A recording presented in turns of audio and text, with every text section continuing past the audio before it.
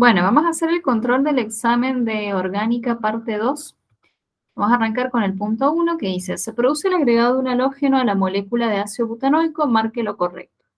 Bueno, y van a ver que tienen 5 opciones porque este video va a estar disponible para todas las carreras, ¿sí? Entonces, odonto, por ejemplo, rinde con 5 opciones, mientras que medicina y tecnicaturas rinden con 4.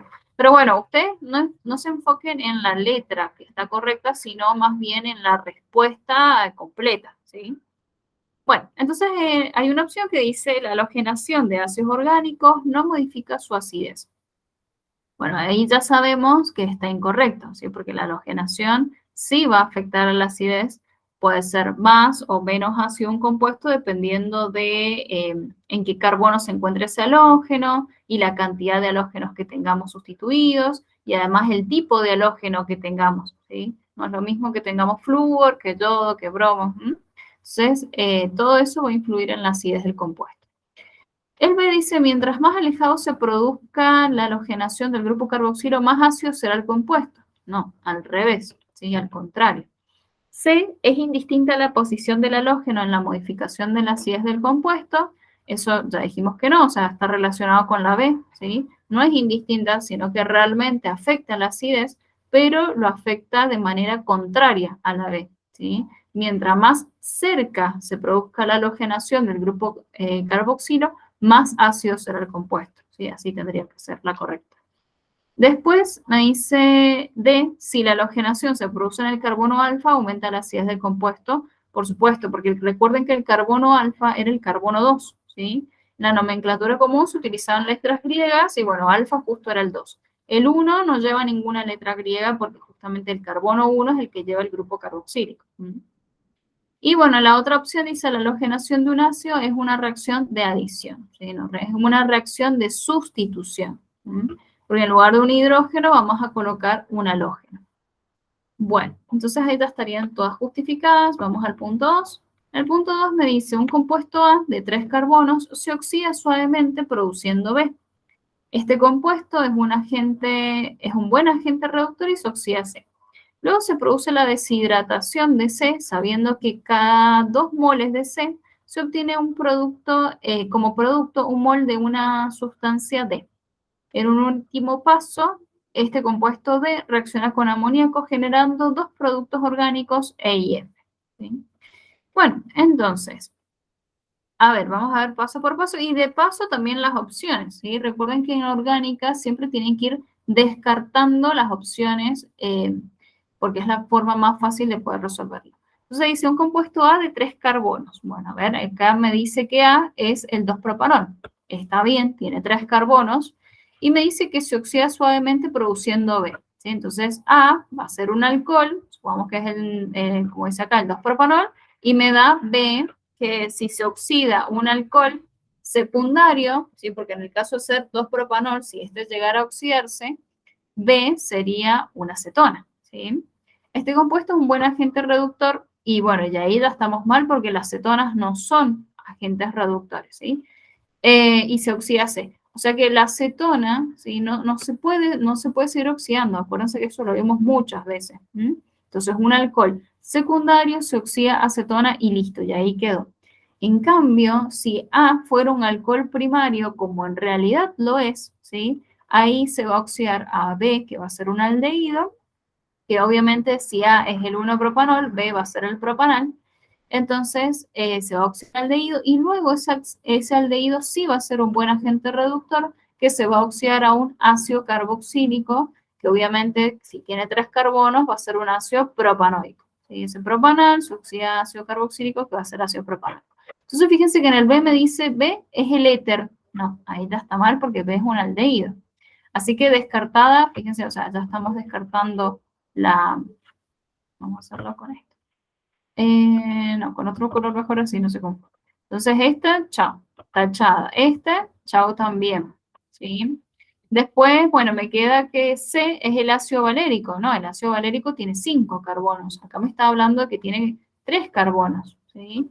Entonces, fíjense, la clave está en la cantidad de carbonos, está en esto que me dice que es un buen agente reductor, ¿sí? Ahí tenemos distintas pistas. Entonces, esto, chao. Y fíjense que me quedan solamente dos opciones. Bueno, entonces seguimos. Me dice, luego se produce la deshidratación de C, sabiendo que cada 2 moles, y si C dijimos que era el ácido propanoico, ¿sí? Hasta acá habíamos llegado.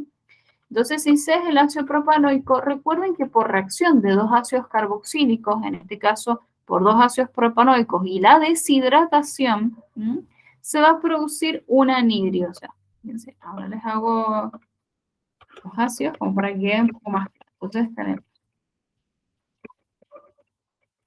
Voy a hacerlo desarrollado para que se vea mejor todavía.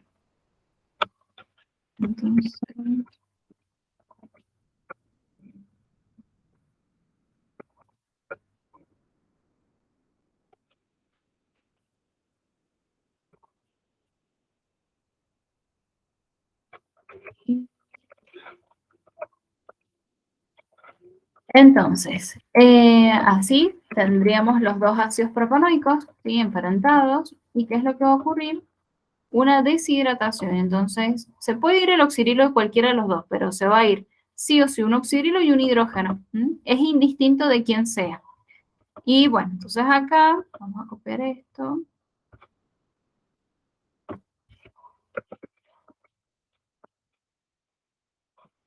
Vamos a colocar acá el producto. Entonces,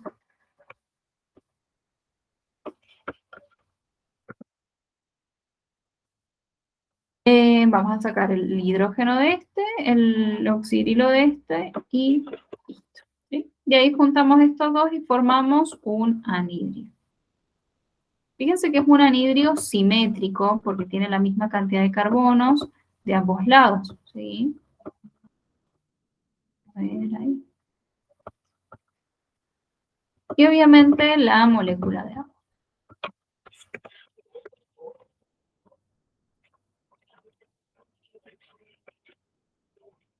Bueno, entonces se formó el anhidrio propanoico. ¿Sí?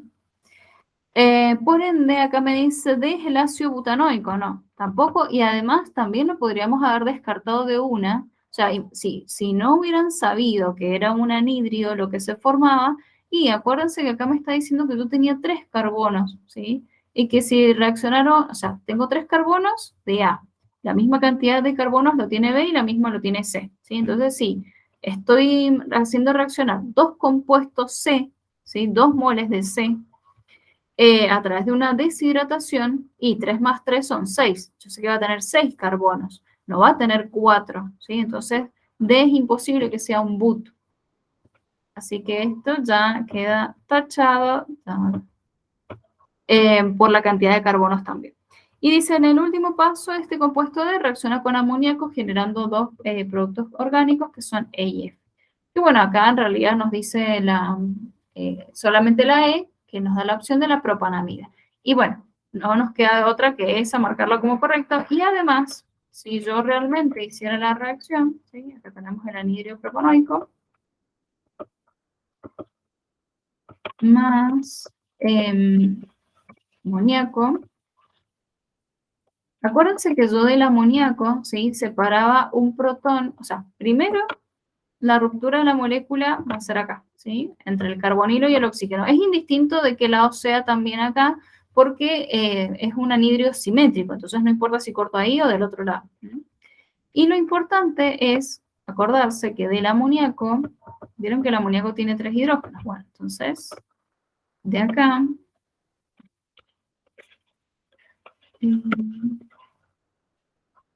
vamos a colocar otro hidrógeno acá abajo, ¿sí? Entonces, dejamos 2 hidrógenos unidos a este nitrógeno y este enlace con el tercer hidrógeno se va a romper. Entonces, este hidrógeno de acá, ¿sí? Se unirá obviamente al oxígeno, que tiene densidad de carga negativa, y bueno, me queda todo este NH2, el nitrógeno con un enlace libre, porque fíjense que se rompió acá este enlace. Entonces, el nitrógeno se va a unir acá al carbono del carbonilo, que me queda positivo, ¿sí? Entonces, justamente por eso se forma una amida. Vamos a colocar acá, podría colocar el mismo compuesto. Entonces, lo cortamos acá. A ver si puedo... Cortamos ahí, separamos la molécula, ¿sí? Y acá vamos a agregar entonces el grupo amino. Cuando el grupo amino se une a un carbonilo, forma justamente una amida. Y por el otro lado, ese hidrógeno, ¿sí? Se reaccionó y, o sea, se unió a este oxígeno. Entonces me queda acá un oxidrilo formando justamente el ácido carboxílico. Ahí.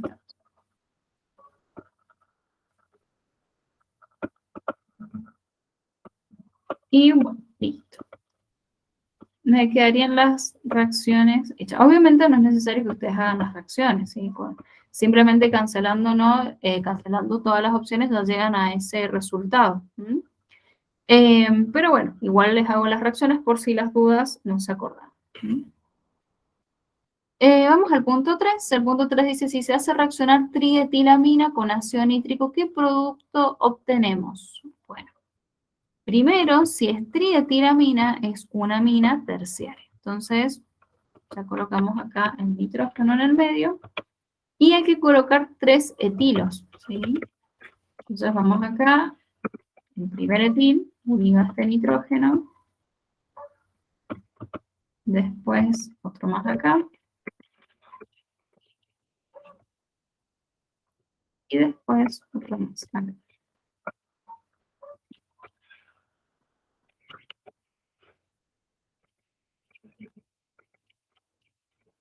Entonces ahí tenemos la trietilamina, ¿sí? Amina terciaria. Y bueno, esto va a estar reaccionando con el ácido nítrico. ¿Qué es lo que va a ocurrir acá? Bueno, resulta que, a ver, este ejercicio también lo podrían resolver descartando las opciones, ¿sí? Porque simplemente, o sea, tampoco necesitan sí o sí la reacción química completa para poder marcar la respuesta. Fíjense que en los nombres ustedes tienen uno que dice nitrato de trietilamida. Y no tengo ni siquiera grupo amida para empezar. Entonces ya el primero se va descartando, ¿sí? No. Después el B dice nitrito, no, es nitrato, ¿sí? Esto no va a ser una redox. Entonces, recuerden que redox ustedes tienen en alcoholes, en aldehídos, ¿sí? Ahí hay redox. En alquenos también tenemos redox. Pero en aminas no vimos ninguna, así que chao. Trietilnitroamina, bueno, este quizás podría ser. Así que bueno, eso quizás lo podrían dejar, ¿sí? Obviamente ese no es, pero estoy razonándolo desde el punto de vista que, por ejemplo, ustedes no se acordaban de cómo era esta reacción o el razonamiento, entonces, ¿qué opciones de una pueden ir descartando? ¿Sí? Bueno, este nombre puede ser algo confuso, así que quizás lo puedan tomar como posibilidad, así que no lo voy a descartar al C.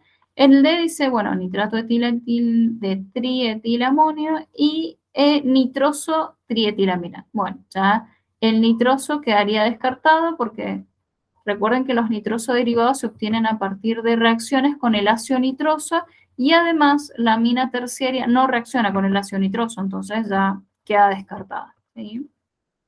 Bueno, hay un punto que está relacionado con el ácido nitroso, así que ya en un ratito lo voy a aclarar bien. Bueno, cuestión que, ¿qué es lo que va a ocurrir? Acuérdense que el nitrógeno siempre tiene un par de electrones libres cuando forma sus 3 enlaces. ¿Sí? El nitrógeno como máximo puede llegar a tener 3 enlaces. Tiene un par de electrones libres. ¿Qué es lo que va a hacer ese par de electrones libres? Acuérdense que las aminas tienen carácter básico, ¿sí? Esto también lo vimos en clase, y el carácter básico que lo van a ver en la última unidad, o sea, ¿cómo se define un compuesto básico, digamos? Es aquel que es capaz de aceptar un protón, ¿sí? Entonces, ¿qué es lo que va a hacer? Va a aceptar, va a atraer a este protón del ácido nítrico por justamente la densidad de carga negativa que presenta al tener ese par de electrones libres, ¿sí? Entonces, al atraer ese protón, ¿qué es lo que ocurre? Entonces, voy a copiar esto.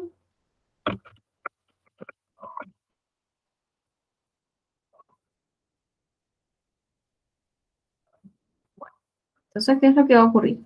Voy a borrar esto de acá. Se va a unir acá con el hidrógeno. Con el hidrógeno no, con el protón, ¿sí? Forma correcta de llamarlo. Y se va a formar un cation. ¿Por qué? Porque ese protón tiene carga positiva, obviamente. Entonces, todo esto va a quedar cargado positivamente. Es muy similar a lo que ocurre con el proceso de la formación del catión amonio, ¿sí? No sé si se acuerdan que lo vimos también. Cómo se formaba el hidróxido de amonio. Bueno, acá le hago unos corchetitos para que esto ya quede listo y ya está.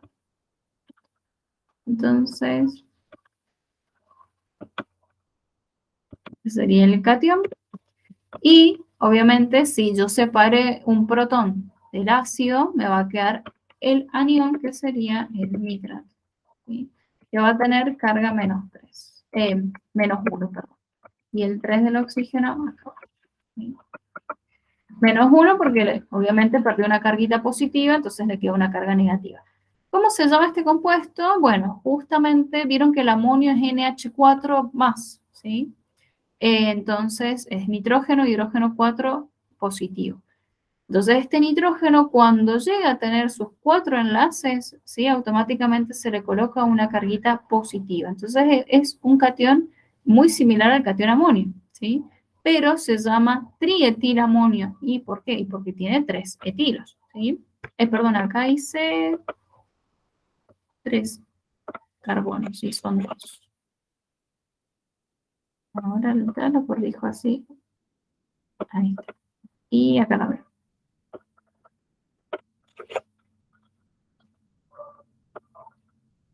Bueno, entonces, ahora sí quedó corregido. Bueno, entonces es importante saber esto de que tienen carácter básico, ¿sí? Si no, no se podría razonar de esta manera. Y bueno, ahí quedaron, ahora sí, trietilamonio, ¿sí? Porque, bueno, como les dije, si tiene 4 enlaces, se asemeja al catión amonio. Y bueno, nitrato, porque obviamente me quedó el anión nitrato, ¿sí? Entonces, por eso, acá no podríamos poner trietilnitroamina, porque no es una amina, ya deja de serlo cuando forma su cuarto enlace con el hidrógeno, ¿sí? Entonces, deja de ser una amina, pasa a ser una sal que se llama de esa manera, ¿sí?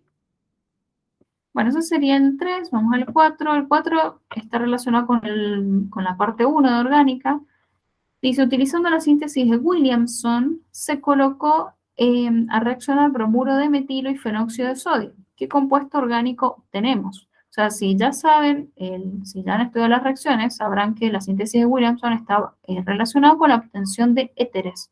Entonces, este de acá, el primero que me dice metilfeniléster, chao, porque es un éster, o sea, me está diciendo, primero que los ésteres no se nombran así, ¿sí?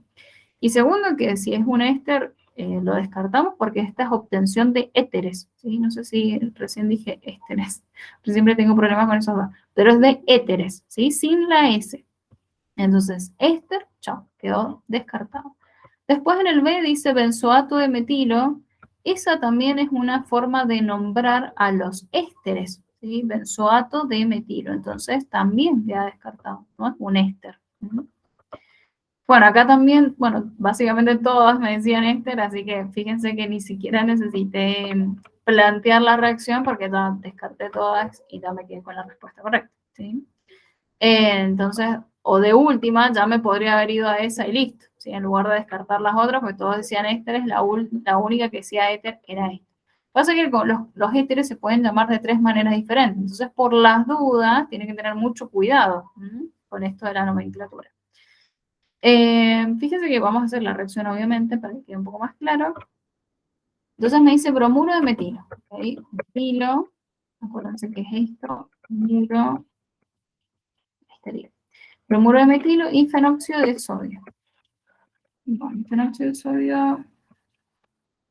vamos a hacer acá. Fenóxido, recuerden que viene de, que es un compuesto aromático. Si es el fenol, cuando se ioniza y se une con el sodio. Entonces, Bueno, el fenol se formaría si yo acá pongo el oxidrilo, pero si pongo solamente el oxígeno con una carguita negativa, ese es el anión fenóxido, que al unirse con el sodio forma la sal que se llama fenóxido de sodio. ¿Sí? Entonces, bueno, lo que va a ocurrir acá es, acuérdense que el 90% de las reacciones de orgánica tienen como productos secundarios, ¿sí? El agua y la sal binaria, ¿sí? Acá no vamos a obtener agua, obviamente, pues no tenemos oxidrilo, pero sí la sal binaria, porque yo podría juntar este sodio con este bromo y listo, formamos la sal binaria. Entonces el corte va a ser acá y acá el corte va a ser acá, ¿sí? Bueno, entonces lo que vamos a hacer es,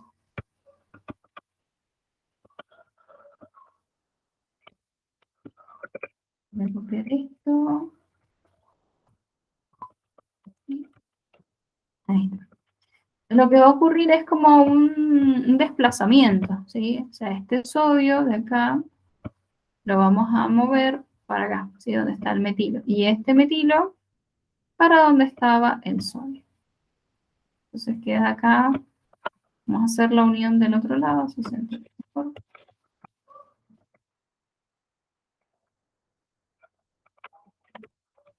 Y bueno, el sodio se une con el bromo y ahí me queda la sal binaria, ¿sí? De bromuro de sodio. Entonces, fíjense que me queda el bromuro de sodio y este de acá se puede nombrar de tres maneras diferentes, de cuatro en realidad, ¿sí? Este de acá tiene un nombre propio que es el anisol, pero se puede nombrar también, acuérdense que los éteres tienen dos nomenclaturas diferentes, una que es como una nomenclatura común y otra que es UPAC. Y esta de acá sería una tercera nomenclatura que es el nombre propio que se le da por ser un compuesto aromático. Entonces, anisol es un nombre propio. Después, como nomenclatura común, recuerden que la palabra éter puede estar al principio, puede estar al final. Entonces, este se puede llamar, tal como está acá en las respuestas, fenil, metil, éter. ¿Sí? O puede tener la palabra éter adelante. Éter, fenil, metílico. ¿Sí? Por eso digo que tengan mucho cuidado con la nomenclatura de los éteres, porque son muy traidores. ¿Sí? Y después otra nomenclatura que puede ser de acuerdo a UPAC también. O sea, en UPAC los éteres son los menos importantes de todos, son los compuestos subordinados. Entonces, este radical, si yo lo tomo como cadena principal al benceno y esto acá como radical, este radical se llama metoxi. ¿Sí? Entonces, este también se podría llamar metoxibenceno. ¿Sí? Entonces, fíjense cuántos nombres tiene. ¿Ah? Por eso tienen que tener cuidado con el éter. Ok, pasamos al otro. Pasamos al problema 5 que dice, se hacen reaccionar 220 gramos de una amina de 5 carbonos con ácido nitroso, obteniéndose entre los productos un compuesto oleoso y amarillento. Si se obtuvieron 7,3 por 10 a la 23 moléculas del producto mencionado, ¿cuál es la pureza del reactivo y de qué amina se podría haber tratado? Ok, para estos problemas, primero hay que entender qué es lo que nos está diciendo, ¿sí? Hay que ver el planteo antes de irnos a la parte del cálculo. Me dice, si se hacen reaccionar tanto de una amina. Bueno, tenemos una amina que tiene 5 carbonos y que va a reaccionar con ácido nitroso. Recuerden que la reacción entre las aminas y el ácido nitroso es una reacción de diferenciación que me permite diferenciar si es una amina primaria, secundaria y terciaria, ¿sí? Y además de identificación también. Obteniéndose entre los productos un compuesto oleoso y amarillento. Bueno, si ya me dice que el producto es oleoso y amarillento, para empezar, esta amina, antes de esto, antes lo del producto, para empezar, esta amina es alifática. ¿Por qué sé que es alifática y no es aromática? Porque para ser aromática mínimo tendría que tener 6 carbonos, mínimo, ¿sí? Porque recuerden que si es aromática tiene que tener un anillo bencénico y el benceno tiene 6 carbonos, entonces imposible que esta amina sea aromática. Entonces, acuérdense que el ácido nitroso reaccionaba diferente, como dije recién, para aminas primarias, secundarias, terciarias, y además también dependía de si era alifática o era aromática, ¿sí? Entonces, si ya es alifática, listo, yo ya me concentro en una parte, ¿sí? Descarto la parte aromática. Entonces, esta amina va a ser alifática, tiene 5 carbonos, Y al reaccionar con el ácido nitroso, yo tengo dos opciones en la parte alifática. Si es una amina primaria, se va a liberar un gas, que es el nitrógeno, y me va a dar un alcohol también. Y en el caso de ser secundaria, me va a dar un derivado, un nitroso derivado, que es de color, o sea, que es oleoso amarillento. ¿Sí? Entonces, justamente, esta amina no es primaria, porque no se libera nitrógeno biatómico ni se produce un alcohol. ¿Sí? Es una amina secundaria, porque justamente este producto es súper característico. Entonces, fíjense cómo llegué a eso de que esta es una amina alifática y secundaria. Bueno, bueno, después, nada, me habla del producto mencionado y listo. Y me dice que de qué amina se trata. Entonces, si yo tengo 5 carbonos, justamente tengo que ver que sumar en total entre sus radicales 5 carbonos. ¿Sí? Vamos a la A. La A me dice etilpropilamina. ¿Sí? O sea, tengo un hidrógeno acá. Vamos a poner así. Y tengo un etil unido a este nitrógeno y además un propil. Vamos a poner ahí.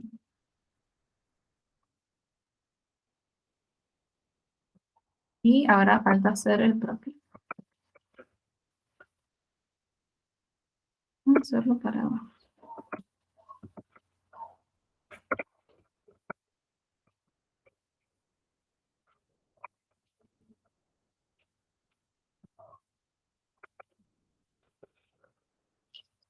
Ahí tenemos la etilpropilamina, ¿sí? En total tiene 5 carbonos, está perfecto, entonces cumple, y además es una amina secundaria, obviamente, entonces cumple con lo que tenemos al principio, ¿sí? Eso estaría bien. En el B me dice dimetilpropilamina, entonces, ojo, porque acá es diferente, si bien, o sea, fíjense que tenemos dimetil, un metil acá, otro metil acá, y me dice dimetilpropil, y un propil acá.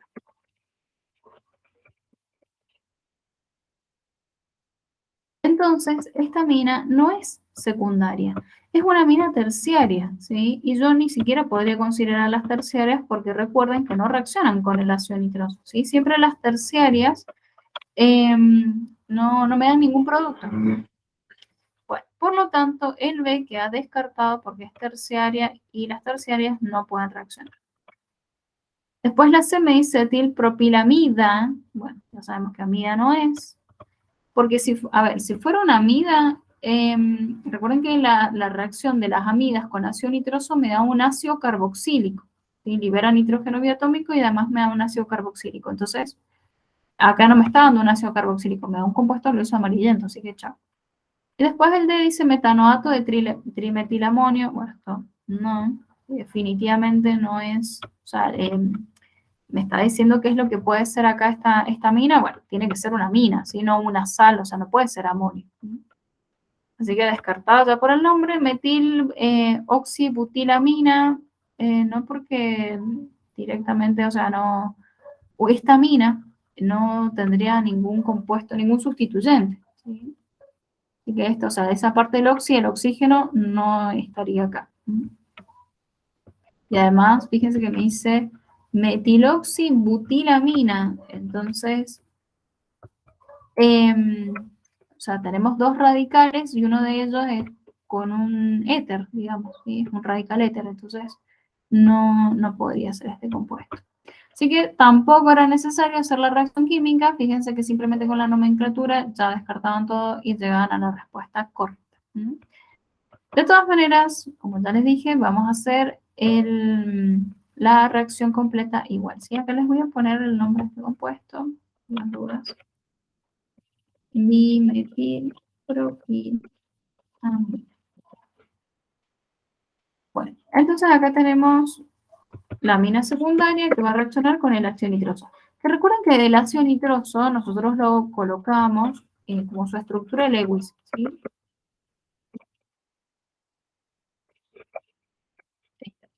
La estructura de Lewis del ácido nitroso es así. ¿Por qué? Porque cuando reaccionaba con la amina secundaria, lo que ocurría era, vieron que recién les dije que el 90% de las reacciones orgánicas me dan como producto secundario agua y la sal binaria, bueno, fíjense que acá agua, ¿sí? Como muy típico de las reacciones orgánicas. Bueno, entonces, vamos a volver a copiar esto. Y se forma acá el nitroso derivado. Obviamente de acá sacamos lo que va a formar la molécula de agua. Y fíjense que el grupo funcional del nitroso derivado es con 2 nitrógenos unidos por un enlace simple y doble con un oxígeno. Bueno, no lo voy a marcar por las dudas porque me confundir. Y acá vamos a poner, eso sí, la molécula de.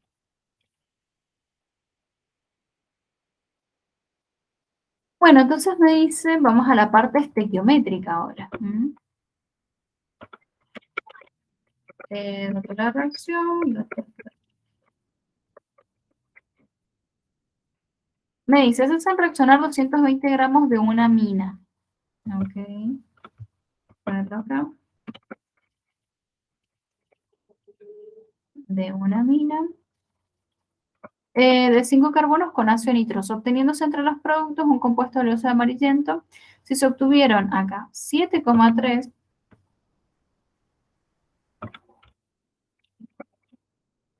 por 10 a la 23 moléculas del producto mencionado, ¿cuál es la pureza del reactivo y de qué amina se podría? Entonces acá me está pidiendo el porcentaje de pureza. Bueno, lo que tienen que hacer ustedes es, si es un problema de pureza, obviamente estamos hablando de estequiometría, yo tengo que tener 2 masas siempre para poder calcular ese porcentaje, ¿sí? La masa pura y la masa total. Entonces la masa pura va a ser la que yo obtenga siempre a partir del producto, ¿sí? O la que obtenga a partir del porcentaje, pero justamente el porcentaje no lo tengo, entonces no me queda de otra que obtener la masa pura a partir del producto. El dato del producto es este de acá, ¿sí? El de las moléculas. Este. Y por lo tanto, esta masa, que siempre la masa que está en el enunciado del problema es la masa total, el 100%. ¿Sí? Entonces, ya aparte voy haciendo mi reglita de 3, o lo pueden hacer por fórmula, como les parezca más cómodo, sería al revés. Sería 220 gramos, que es la masa total. Esto de acá es el 100%. Entonces yo ahora tengo que averiguar la masa pura que voy a tener, ¿sí? Para que a partir de esa masa pura se pueda calcular el porcentaje de pureza. Bueno, ¿cómo lo podemos hacer? Muy sencillo, fíjense que esto voy a sacar. Como yo acá tengo un mol de todo este producto, ¿sí? De nitroso, que se ve como un poco complejo, pero ven que es bastante sencillo, tengo un mol nada más. Entonces yo acá tengo 6,023 por 10, o 0,22, como prefieran, por 10 a la 23. Es lo mismo. Es lo mismo poner 6,022 o 6,023, como prefieran. Bueno, moléculas.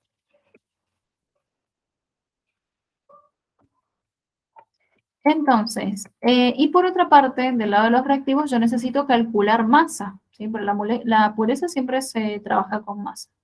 Entonces, fíjense que tenemos que sacar la masa molar de todo este compuesto, que va a ser, son 5 carbonos, un nitrógeno, y son 3 y 3, 6, 7, 8, 9, 10, 11, 12, 13 hidrógenos, ¿sí? Entonces voy a sacar la cuentita. Sería 12 por 5 más 14 más 3 y 3, 6, más 3, 9, 10, 11, 12, 13. 87 gramos. Y listo. Fíjense que acá ya me queda la reglita de 3 armada. Si no les gusta resolverlo por regla de 3, lo pueden también hacer por fracciones unitarias. Si no lo quieren trabajar con esto, pueden pasar todo a moles y de ahí directamente calcularlo. O sea, cada uno puede resolverlo de distintas maneras. Lo importante es que... ¿sí? Bueno, entonces, hago el cálculo de esto y esto creo que me da 300, o sea, sería 7,3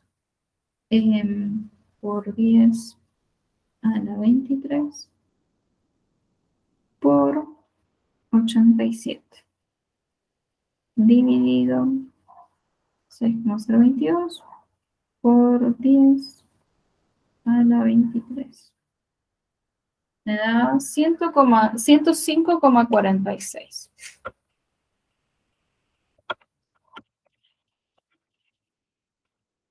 Y esa misma masa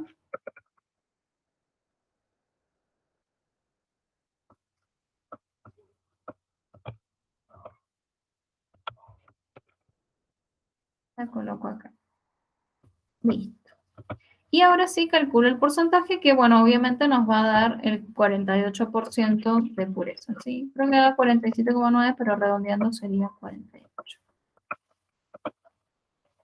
Bueno, ese sería el 5, pasemos al 6. El 6 también es bastante teórico, dice, marque lo incorrecto respecto a las afirmaciones que se hacen sobre los éteres. El etilterbutiléter es un éter alifático asimétrico. Bueno, si me dice etilterbutil-éter, ¿sí? ¿Es un éter alifático? Sí, porque no tenemos fenil, ¿sí? Yo sé que si me dicen fenil, hace referencia al benceno. Así que sí es alifático porque no tenemos benceno acá en el nombre tampoco. ¿Mm? Asimétrico es asimétrico porque tenemos distinta cantidad de carbonos. El etil es una cosa, o sea, tiene dos carbonos, ese radical, y el terbutil es otra cosa, es otro radical que tiene 4 carbonos en total. ¿Sí? Entonces, es asimétrico. Vamos a hacer compuesto acá abajito. Entonces, etil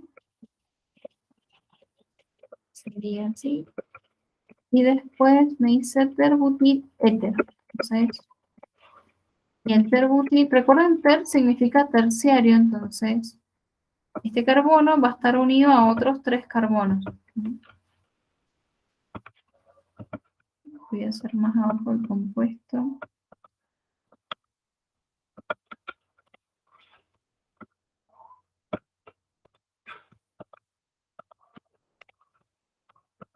Y el ter, recuerden que tenía 3 metilos. Y en total son 4 carbonos.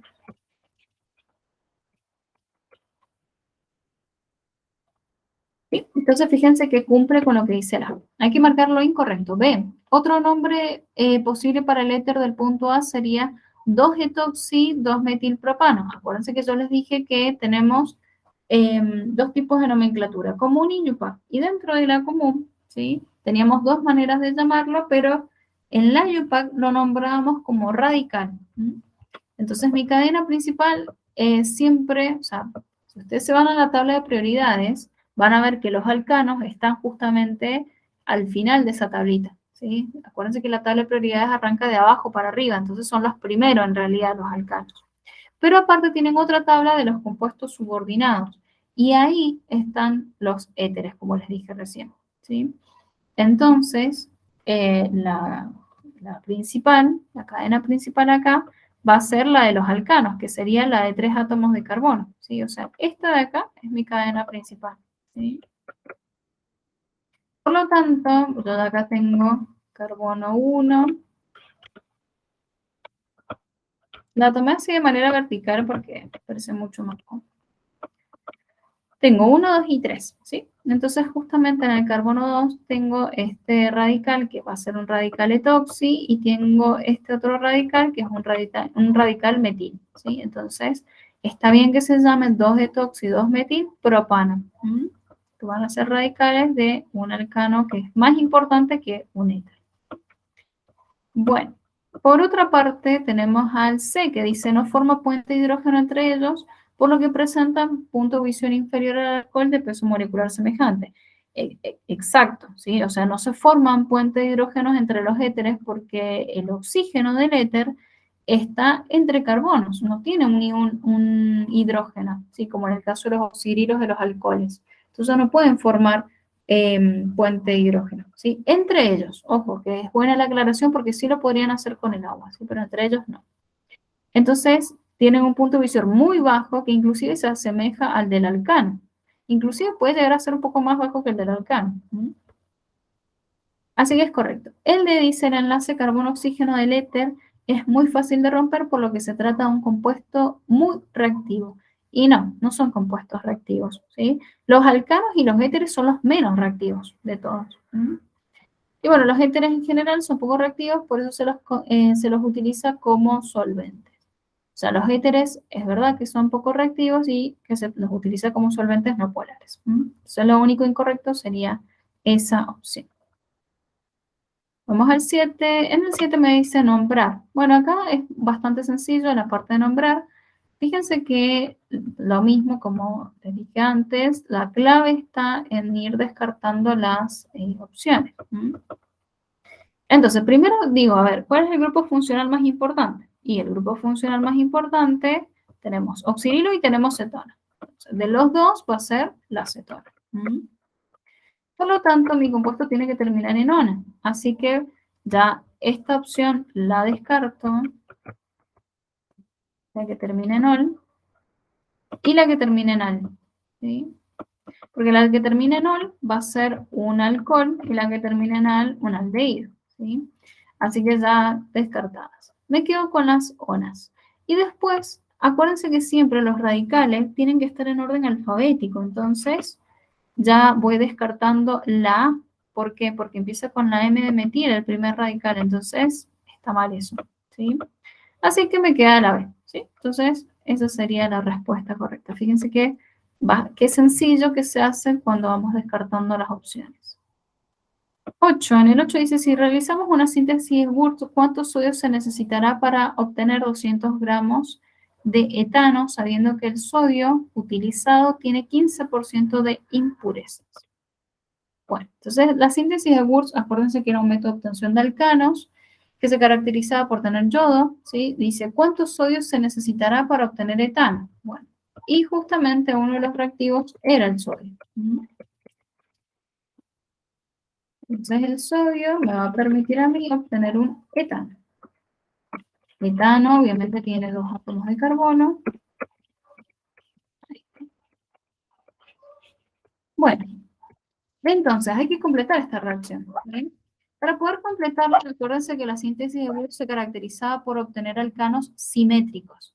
Entonces, si yo digo que este etano es un alcano simétrico, obviamente la mitad, que va a ser un solo carbono, va a ser justamente el reactivo que le dio origen, o sea, un metilo. ¿Sí? ¿Que con quién va a estar unido? Con un halógeno, con un yodo. Por ejemplo, puede ser cualquier halógeno. En realidad acá no nos interesa la parte del halógeno, así que puede ser cualquiera. Y el otro producto que se va a obtener, fíjense que si se rompe este enlace del metilo y el yodo, va a ser yoduro de sodio.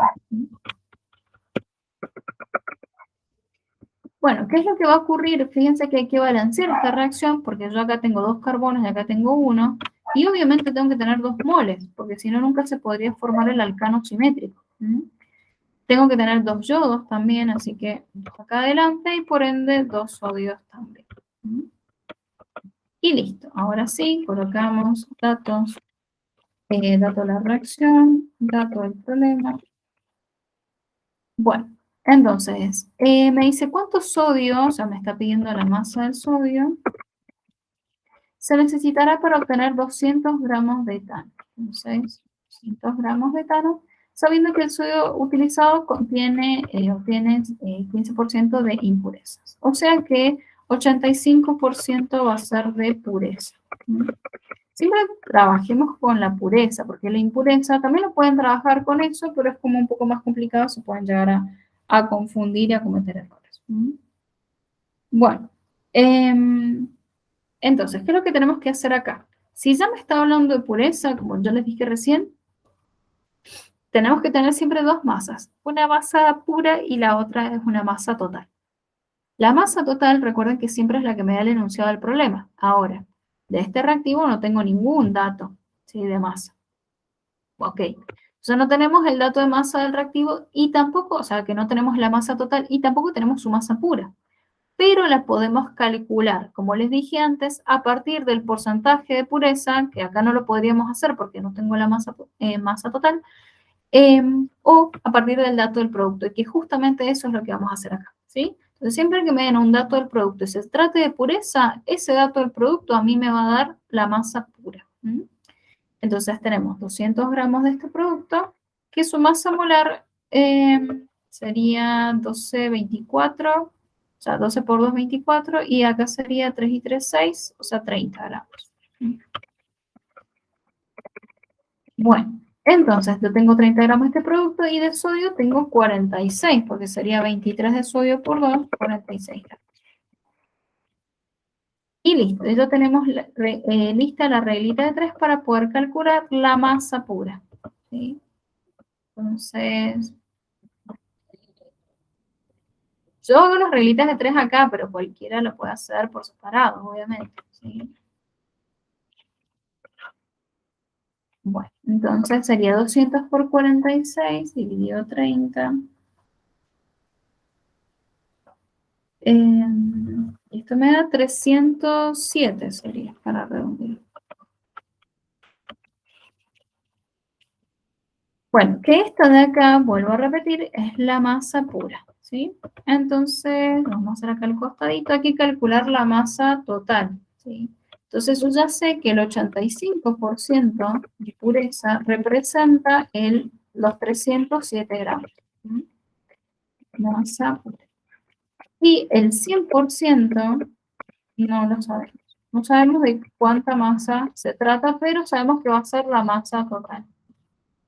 Entonces hacemos el cálculo y ahí nos va a dar los 360. Me da 360, justo sería por 307 por 100 dividido 85. 361. 361.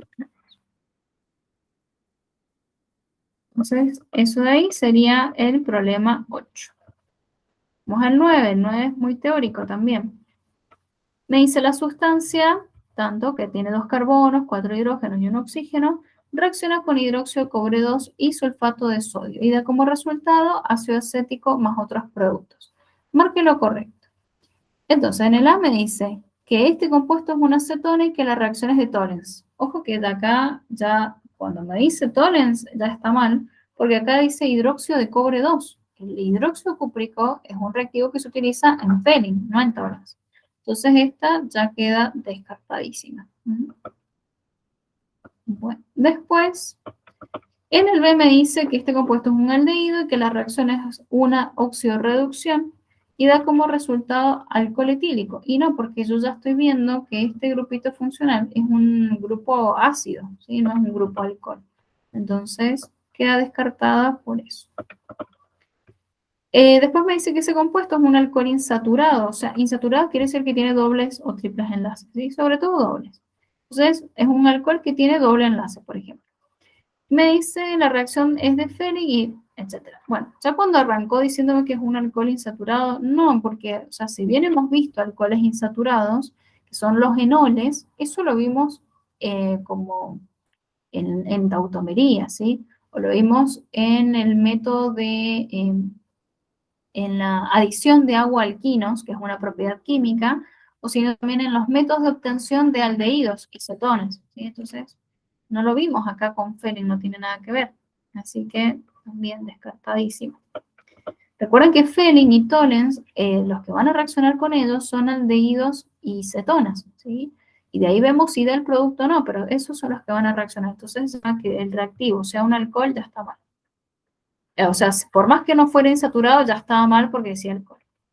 Después me dice que es una acetona y que la reacción es de Fehling, hasta ahí, o sea, la parte de Fehling está bien, y dice que da como resultado un ácido acético. Ya eso está mal, porque la acetona, recuerden que no reacciona con Fehling, ¿sí? Justamente la prueba de Fehling me da negativo con una acetona.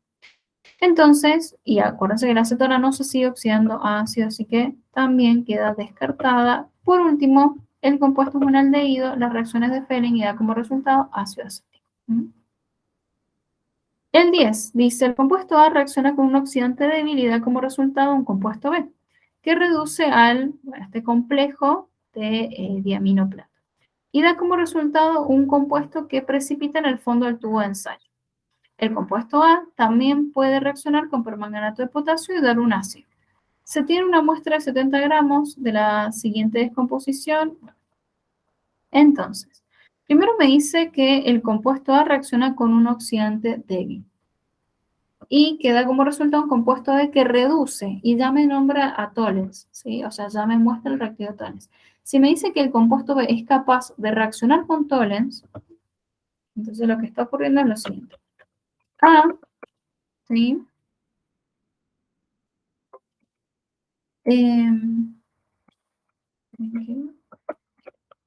Entonces, A me dice que se va a oxidar y al oxidarse da B. Que B, cuando reacciona con Tollens, me da justamente, o sea, da positiva la reacción porque evidentemente reacciona y se forma el espejo de plata. Fíjense que dice que se forma un precipitado. Entonces, si da positiva la reacción con Tollens, B es un aldehído, ¿sí? Y si B es un aldehído, aldehído.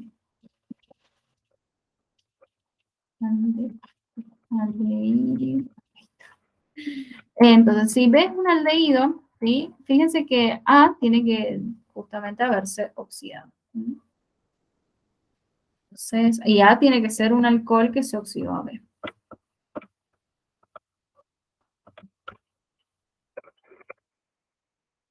Bueno, entonces, ¿qué es lo que vamos a hacer ahora? Vamos a ir colocando, o sea, si yo ya sé que A es un alcohol, ¿sí? Hasta ahí puedo llegar a deducir con esto un alcohol primario, obviamente, porque no me da ya más datos de la cantidad de carbonos y eso. Y justamente para averiguar la fórmula de A me da los porcentajes, porque mi objetivo es llegar a la fórmula mínima, ¿sí? Entonces, lo que vamos a hacer es colocar. Bueno, vamos a recordar los pasitos que tenemos para la fórmula mínima, que es, primero, bueno, los porcentajes, acuérdense que los tomamos como masas, ¿sí? Entonces yo tengo 34,3 gramos de carbono, sería esto,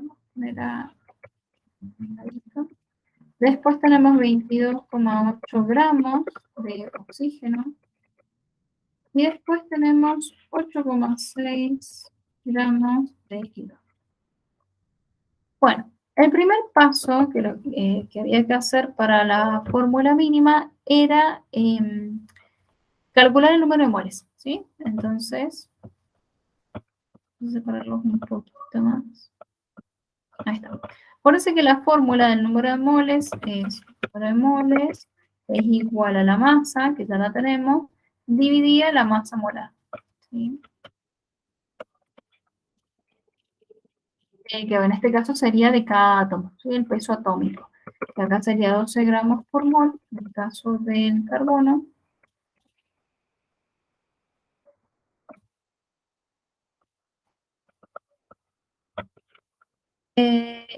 Y lo mismo hacemos con el oxígeno, que bueno, acá sería 16 gramos por mol. Y lo mismo hacemos con el hidrógeno. Esto,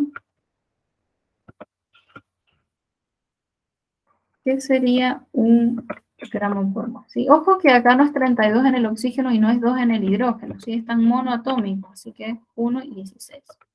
Bueno, acá ya sabemos que nos da 8,6 moles de hidrógeno.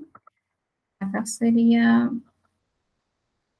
22,8 dividido 16.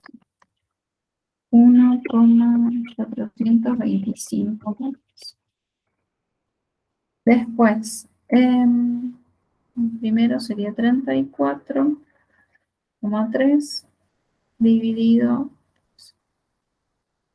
2,86 primero. Bueno, listo. Entonces tenemos los moles de cada uno. Y ahora elegimos el número más pequeño, que sería el oxígeno, ¿sí? Entonces todos divididos por esa cantidad de moles, que sería 1,425 moles.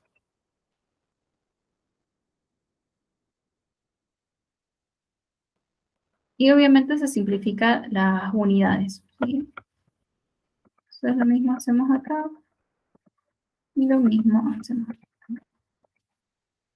Entonces, cantidad de carbonos, creo que da 2 acá, serían 2,86 dividido 1,425, sí, nos da 2.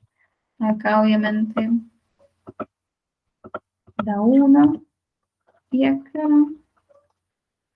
8,6 dividido 1,425 da 6. Entonces ahí llegamos a la fórmula mínima.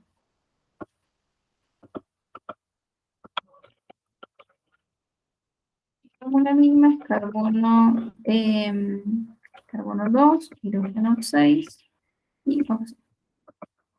¿Sí? Bueno, ¿qué más? Dice, si tiene una muestra de 70 gramos. Ah, listo. Era eso nada más. ¿Sí? O sea, fíjense que ni siquiera utilizamos el dato de los 70 gramos. Es más, ni siquiera tampoco necesitamos este planteo inicial. Pero bueno, por las dudas, siempre es bueno tenerlo por cualquier cosa. Este es el punto 10. El 11 dice, la hidrólisis de la propanamida en medio ácido bromhídrico da. Bueno, entonces, antes de ver las opciones, vamos a hacer la reacción. Aunque podríamos fijarnos a ver si hay algo para descartar. Fíjense que si reacciona una propanamida, que es un derivado de ácido, ¿sí? En medio ácido bromhídrico, a ver, nos puede dar un aldehído, propanal más bromuro de amonio. Dice propanonitrilo. El nitrilo, recuerden que era el carbono triplanasa nitrógeno más bromuro de amonio. Bueno, ese obviamente no. El D dice propanoato de amonio más bromo.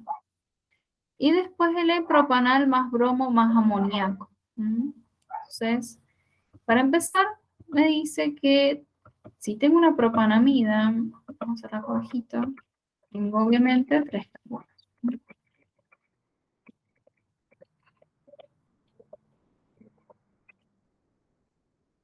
Y acá estaría el carbono. Entonces tenemos una propanamida que va a sufrir hidrólisis. Hidrólisis, recuerden que viene, o sea, tenemos agua acá, y tenemos ácido bromhídrico. Bueno, entonces, ¿qué va a ocurrir? Primero, la ruptura de los derivados de ácido siempre es acá, ¿sí? Al lado del carbonilo. O sea, ahí ya tenemos este grupo amino libre. Ese grupo amino, ¿sí? Acuérdense que por otra parte el agua se va a separar en el protón y el oxidrilo, ¿sí? Entonces, ese grupo amino, con este protón, ¿sí? Que se va a liberar, y con este otro protón que también se va a liberar porque el ácido bromhídrico se puede ionizar. Todo eso me da 2, o sea, 2 hidrógenos, más otros 2 hidrógenos, 4 hidrógenos. Entonces, nitrógeno con 4 hidrógenos es el catión amonio, ¿sí? Y por otra parte, este oxidrilo de acá, que tiene densidad de carga negativa, obviamente, se va a unir al carbonilo positivo, ¿sí? ¿Qué va a ocurrir con el bromo? Y el bromo me va a quedar con carguita negativa. Entonces va a ocurrir lo siguiente. Voy a copiar archivos.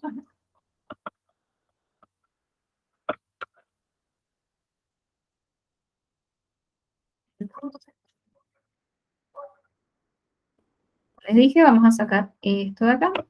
Chao. Y vamos a colocar el oxidrilo. O sea que ya tenemos un ácido. ¿Sí? Y por otra parte, el catión amonio,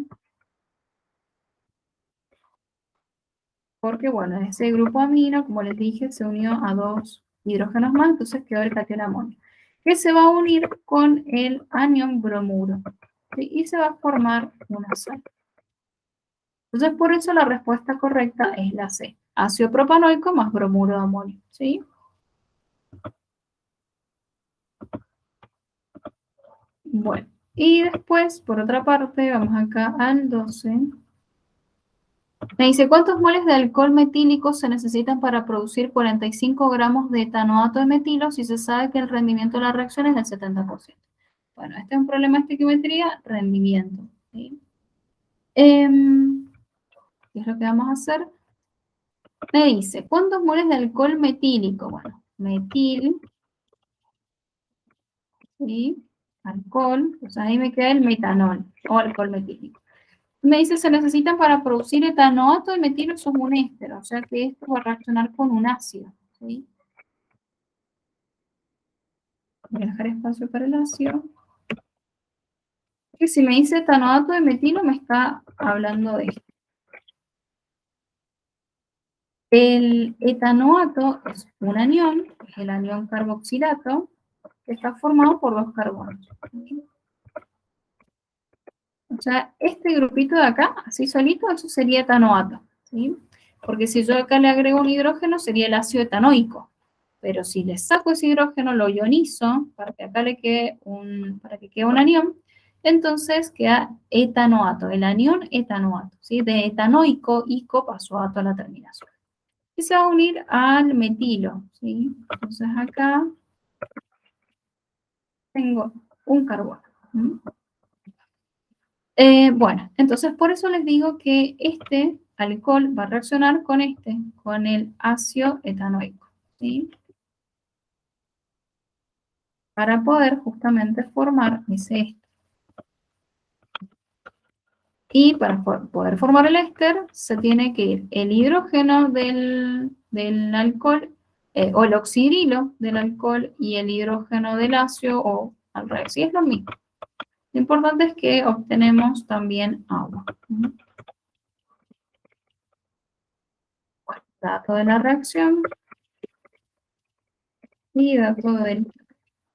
Dato de la reacción me dice que, perdón, dato del problema me dice cuántos moles de alcohol metílico, entonces va a ser mi incógnita, se necesitan para producir 45 gramos de esa sal. Si se sabe que el rendimiento de la reacción es del 70%, entonces tengo que el rendimiento 70%. Bueno, estamos hablando del rendimiento, yo ahora tengo que cambiar de mentalidad, antes estábamos hablando de pureza, ¿sí? Si hablamos de rendimiento, entonces siempre vamos a tener un dato teórico y un dato real. Y siempre el que está en el enunciado del problema va a ser el dato real, ¿sí? No el teórico. Entonces, estos 45 gramos ya serían ese 70%, ¿sí? Porque piensen que, o sea, tenemos dos formas de saber el dato real. Una es hacer el experimento, que obviamente no lo vamos a hacer, ¿sí? Y la otra es que lo dé ya el problema, porque si no, ¿cómo lo vamos a saber? Entonces, siempre tiene que estar en el enunciado del problema. Si no llegásemos a tener un resultado, o sea, algún dato del producto, ¿sí? En un problema del rendimiento, entonces no tenemos ningún dato real y por lo tanto hay que averiguarlo. Siempre el dato teórico lo vamos a poder calcular, ya sea a partir del porcentaje del rendimiento o por algún dato del reactivo, o sea, de alguna manera el dato teórico lo vamos a poder calcular. Bueno, entonces estos 45 gramos, como les dije, ya son el 70%. Por lo tanto, nosotros tendremos que averiguar el 100, que justamente necesitamos el dato teórico para calcular los moles del reactivo. Siempre piensen que el dato teórico es más grande que el real. ¿Por qué? Porque justamente si tenemos un rendimiento del 70%, tiene que ser mayor, obviamente, si estamos hablando del 100. Y ese dato es el que va a darnos cuánto reactivo utilizamos para obtener ese producto.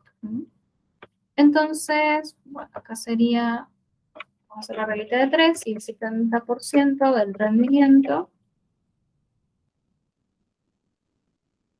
son los 45 gramos, ¿sí? Que nos está dando el problema. Entonces, el 100% del rendimiento, ¿cuánto es? Lo pueden hacer con la fórmula también, que es lo mismo. Entonces sería 100 por 45 dividido 70. me dan 64,29, sería como a 3, vamos a poner. Listo, que este de acá entonces sería masa real, y esta acá sería la masa de...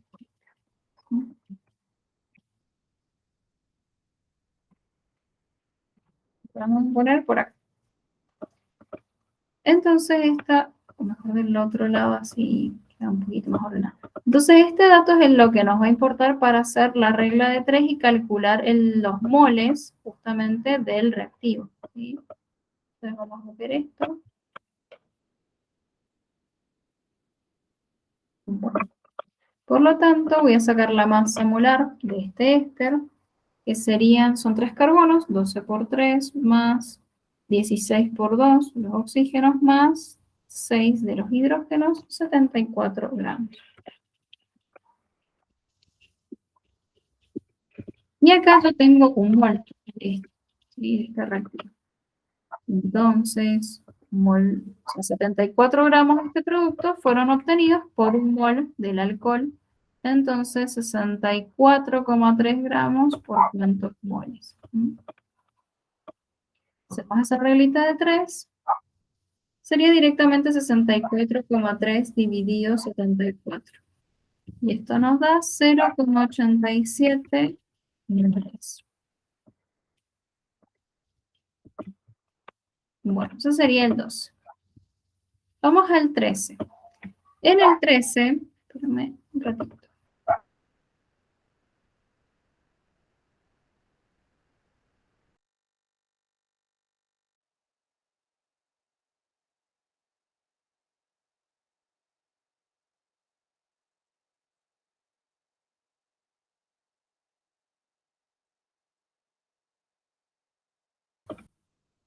Bueno, entonces en el 13 dice, al hacer reaccionar 132 gramos de un hidrocarburo saturado, se obtienen 396 gramos de dióxido de carbono. Determinar la fórmula molecular. Sabiendo que a una presión de 1,5 atmósferas y 25 grados Celsius, 1,35 gramos de ese hidrocarburo ocupa un volumen de 500 centímetros cúbicos. Ok, entonces este es el problema de fórmula mínima y molecular. Entonces me dice que tenemos un hidrocarburo. Eso es re importante porque nos está diciendo que solamente tenemos carbono e hidrógeno en las fórmulas, nada más, ¿sí? O sea que si acá tuviéramos alguna opción con oxígeno, bueno, ya quedaría descartado. Entonces, esto va a estar reaccionando con oxígeno, obviamente, para darme como producto dióxido de carbono y agua. O sea que esta es una reacción de combustión. Y el agua. Entonces, me dice que yo tengo 132 gramos de este hidrocarburo y que sostienen 396 gramos de dióxido. 396 gramos de dióxido.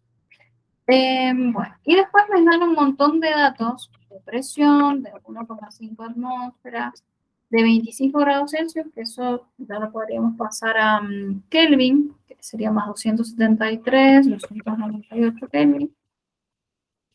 198 Kelvin, y después 1,35 gramos sería la masa del hidrocarburo y el volumen que me lo da en mililitros, 500 centímetros cúbicos, lo mismo que mililitros, que sería 0,5 litros.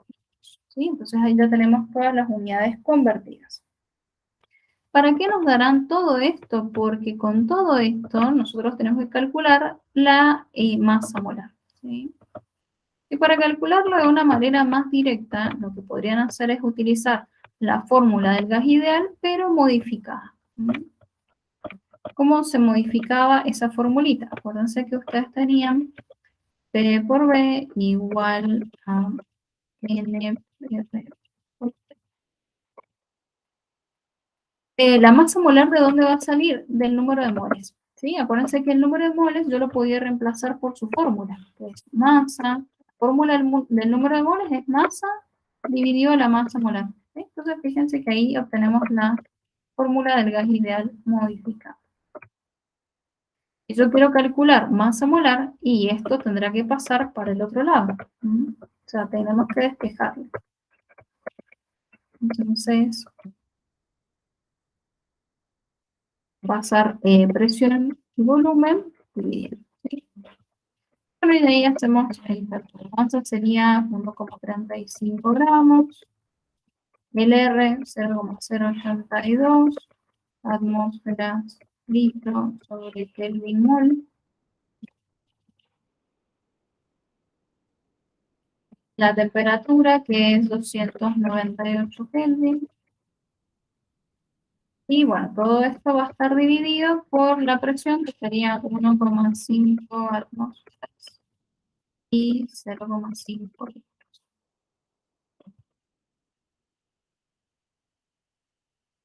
Entonces, bueno, calculamos todo esto.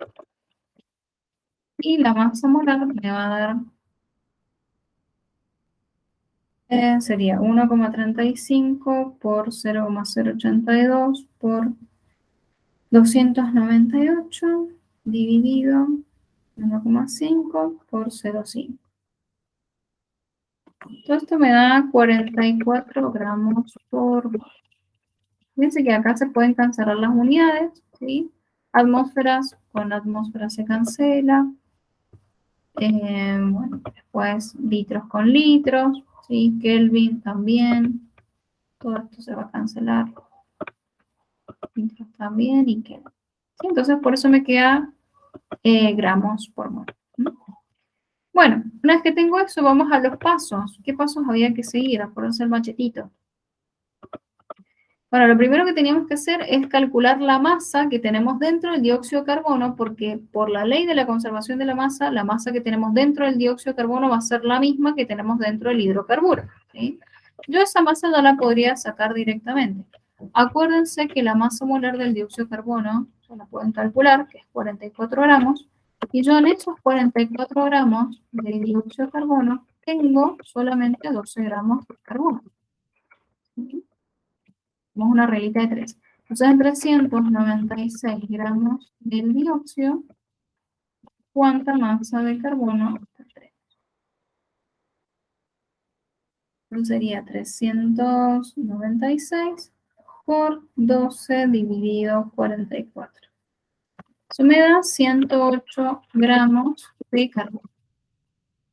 ¿Sí? Por lo tanto, si 108 gramos son de carbono, yo a estos 132 gramos le resto esa cantidad, me va a dar la masa del hidrógeno, ¿sí? Que sería 132 menos 108, que sería 24 gramos de hidrógeno. ¿Sí? Igual no es necesario que lo calculen acá, pero por las dudas hacemos el calculito. Bueno, entonces calculamos los porcentajes, ¿sí? Entonces fíjense, perdón que me trae. Si 132 gramos es el 100%, entonces yo ya sé que 132 gramos de carbono es el 100%. Entonces los 108 gramos de carbono, perdón, de hidrocarburos sería. Ahí está. De 108 gramos, ahora sí, de carbono, ¿qué porcentaje es?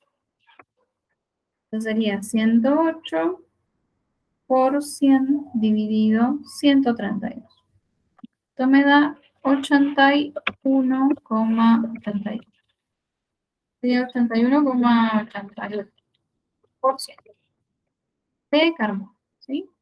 Y obviamente el porcentaje restante será de hidrógeno. Entonces, sería 100.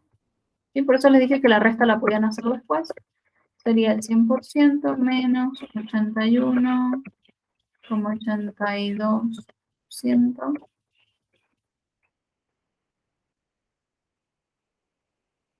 Esto me da 18,18% de hidrógeno.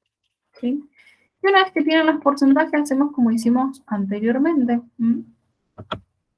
Que esos porcentajes los tomábamos como masas. Entonces, 31,82 gramos de carbono tenemos por un lado y por el otro 18,18 gramos de hidrógeno.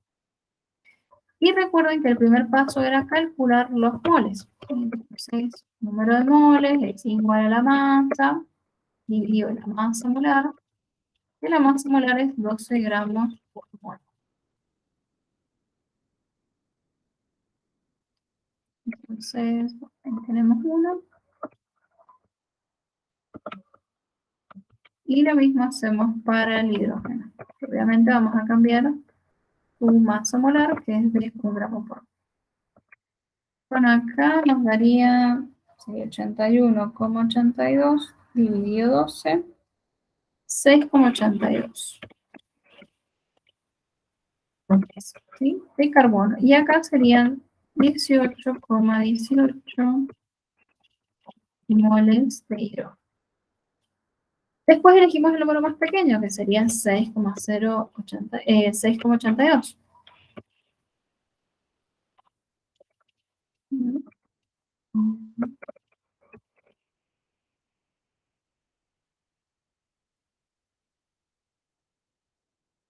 Y lo mismo. Bueno, entonces, bueno, acá obviamente nos va a dar 1. Y acá nos va a dar, sería 18 dividido 6,82. 2,67 sería acá. Ojo que si nos da 2,67, ¿sí? Hay que multiplicarlo. Recuerden que en esta parte nos tenía que dar exactamente el número entero o podía ser 0, no sé, 2,0, por ejemplo, y bueno, y ahí lo redondeamos a 2, ¿sí? O 2,9 y ahí lo redondeamos a 3. Entonces, bueno, acá en este caso hay que multiplicarlo. ¿Por qué número? Y hay que multiplicarlo por 2 para que nos dé un entero, nos fijamos si nos da por 2 o si no por 3, ¿sí? Entonces, si yo a 2,67 lo multiplico por 2 sería 5,33, o sea, no me da un entero exacto. En cambio, si 2,67 lo multiplico por 3, me da 8,01, ¿sí? Así que sería por 3. Bueno, cualquier dudita, pues la podemos ver en la clase. Por 3. Entonces acá sería, por 3 obviamente voy a tener 3 carbonos, ¿sí? Y esta por 3 me dio 8. Entonces ya la fórmula mínima, fíjense que fórmula mínima es igual a carbono 3, hidrógeno. ¿Sí? De todas maneras, se van a dar cuenta, porque fíjense que en ninguna de las respuestas tengo carbono 1. ¿Sí? Y quizás después cuando utilizaban la masa molar tampoco les daba ninguna. Entonces, llegaron acá y para llegar a la masa molar, o sea, para llegar a la fórmula molecular, mejor dicho, porque esta es la mínima, a esto le teníamos que sacar la masa molar. Y si sacamos la masa molar de esto, sería 12 por 3 más 8, nos da 44 gramos por mol. Entonces no hay necesidad de seguir haciendo cuentas porque la masa, la fórmula mínima de la molecular son iguales, entonces eso quiere decir que ya la fórmula es la misma, ¿sí? Y por ende, esta sería la respuesta correcta. Bueno, ya estos últimos puntos son teóricos. El 14 dice la leucina es uno de los 20 aminoácidos que utilizan las células para sintetizar proteínas. ¿Cuál es su nombre, Yupac? Bueno, fíjense que de acá, de los grupos funcionales más importantes, el grupo funcional más importante es el ácido carboxílico. Entonces, nosotros ya podemos descartar esta que dice 1-carboxil, amina, no, porque no es una amina, ¿sí? Tiene que ser un ácido. Después, es un ácido de ¿cuántos carbonos? Fíjense que son todos pentos, ¿sí? O sea, acá dice valérico, así que tiene que tener 5. 1, 2, 3, 4, 5 carbonos, ¿sí? Después, en el carbono 2 tiene un grupo amino, ¿sí? Que es menos importante, entonces se llama amino. Y acá tenemos un metil, ¿sí? Entonces, por orden alfabético, fíjense que ya podemos descartar el A, porque primero está el metil, así que ese ya estaría mal. Después, por el tema de la numeración, porque siempre el carbono 1 es el grupo carboxílico, así que este también estaría mal, ¿sí? Y después, este también estaría mal porque fíjense que en el alfa yo tengo el grupo amino, ¿sí? Recuerden que el carbono 2 es el carbono alfa. Ese es carbono alfa. El beta estaría por acá. Entonces, por eso ya descartamos la última, ¿sí? El nombre correcto es el ácido 2-amino 4-metil pentanónico. Y por último, el 15 que dice, dadas las siguientes sustancias, marque la opción de en las que no presenta isomería geométrica de tipo cis-trans. Bueno, entonces nosotros tenemos estos compuestos que no presente isomería geométrica. Fíjense que ya los que tienen el doble enlace en el carbono 1 no va a presentar isomería geométrica cis-trans, ¿sí? Después, en el carbono 2, ahí depende. Entonces, vamos a hacer, como no veo que ninguno, tenemos un doble enlace en el carbono 1. Acá el último, pero capaz que el 3 podría ser. Entonces, vamos a hacer todos. Entonces, bueno, acá tenemos el 2-penteno, o sea, tenemos 5 carbonos, y en el carbono 2 tenemos un doble enlace, o sea que sería así, carbono 1, carbono 2, acá va el doble enlace, acá van 4 y 5 carbonos, ¿sí? ¿Qué pasa? Yo como me doy cuenta si tengo isomería cis-trans. Si quieren pueden probar darle la forma, ¿sí? Que cómo se le da la forma a un compuesto. O sea, yo lo hago de manera lineal, ¿no? Después para darle isomería cis-trans, o sea, para ver si realmente la tiene, escribo los dos carbonos con su doble enlace y después los palitos. ¿Vieron que siempre tienen así como la formita? ¿Sí? Entonces, bueno, yo le digo los palitos, en realidad son los enlaces. Entonces, este carbono que está formando parte del enlace, fíjense que está unido a un hidrógeno y a un metilo. ¿Sí? Y después, este otro carbono también está unido a un hidrógeno, pero fíjense que está unido a un CH2, CH3, ¿sí? O sea, sigue la cadena por acá. Entonces, ¿esto tiene isomería cis-trans? Sí. ¿Por qué? Porque este carbono, tanto este como este, ambos carbonos, están unidos a cadenas diferentes, ¿sí? Fíjense que acá tenemos metilo y acá un hidrógeno. Si fueran dos metilos acá, no podría tener isomería cis-trans, porque son dos grupos iguales. Y siempre tengo que seguir la forma de la cadena principal. Entonces, la cadena principal tiene forma, o sea, tiene esta disposición cis, entonces posee isomería geométrica. Podría también hacerlo en forma trans, eso depende de ustedes. Entonces, el 2-penteno sí posee, hay que buscar el que no posee. El 3-hexeno, bueno, hacen lo mismo, van a ver que se puede, el C también, ¿sí? Y con el D, ¿por qué no?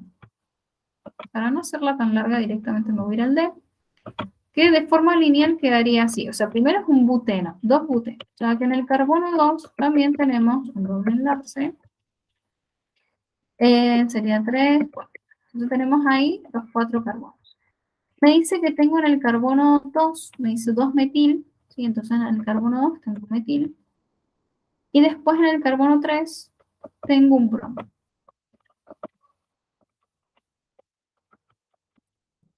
Entonces, tengo un metil.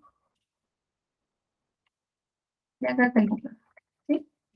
Bueno, no estoy segura de que esto tiene o no tiene isomería, entonces por las dudas le hacen el dibujito, ¿sí? Si es que no están seguros. Entonces,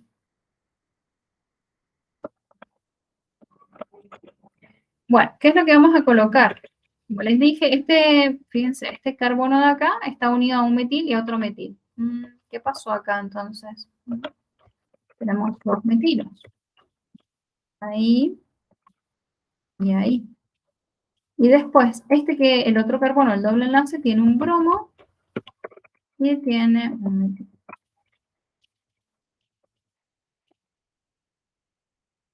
¿Qué va a pasar entonces?